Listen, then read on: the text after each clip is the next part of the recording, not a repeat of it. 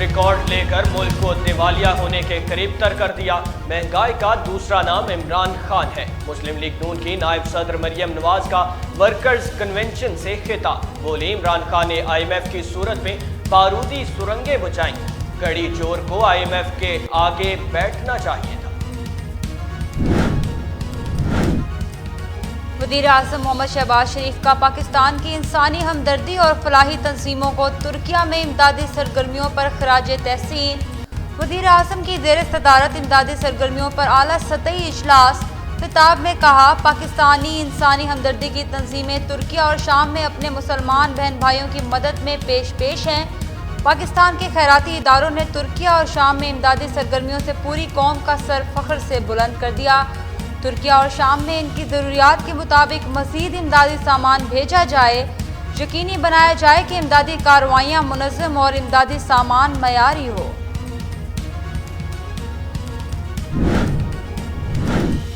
امیر جماعت اسلامی سراج الحق نے تینوں پارٹیوں کو جمہوری حکومت قائم رکھنے میں ناکام قرار دے دیا۔ میڈیا سے گفتگو میں تینوں پارٹیوں کو تنقید کا نشانہ بنایا۔ کہا، یہ لوگ فقط اپنے آپ میں مگن ہے۔ اگر ایک لیٹر پیٹرول 1000 کا بھی ہو جائے تو P D M, P T I اور پیپلز پارٹی کو کوئی فرق نہیں پڑتا۔ مہنگائی نے غریب کی کمر توڑ دی ہے۔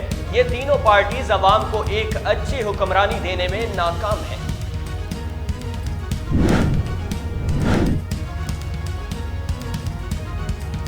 پی ٹی آئی رہنما فرح حبیب کو ایف آئی اے نے طلب کر لیا۔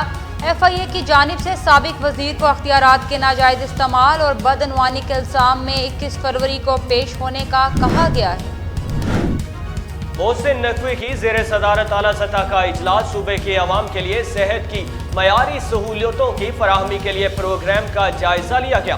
نگران وزیر اعلیٰ محسن نقوی کی جانب سے ہیلتھ کیئر سہولتوں میں مزید بہتری لانے کی ہدایات جاری۔ اجلاس سے خطاب میں کہا کہ مفت علاج پر نادرہ مریض کا حق ہے۔ سرکاری اسپتالوں میں مریضوں کو علاج معالجے کے معیاری سہولتیں ملنی چاہیے۔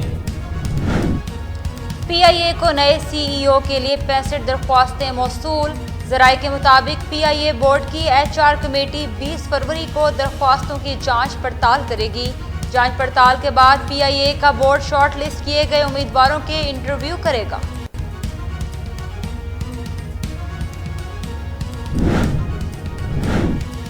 نیدرلینڈز کا روسی سفارتکاروں کو ملک چھوڑنے کا حکم۔ روسی سفارتکاروں کو 2 ہفتے میں ملک چھوڑ کر جانے کی ہدایات جاری۔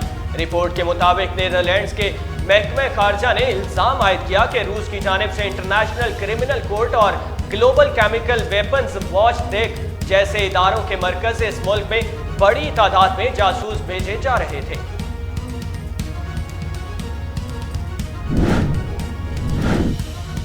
مستقبل میں انٹرنیٹ دنیا پر راج کرے گا۔ ٹیسلا بانی ایلون مسک کی 1998 کی پیشگوئی کی ویڈیو سوشل میڈیا پر تیزی سے وائرل۔ اور مداحوں کے لیے بڑا سرپرائز، معروف بھارتی اداکار نے اپنے خرچے پر 100 مداحوں کو ٹرپ پر بھیج دیا۔ ویڈیو سوشل میڈیا پر وائرل۔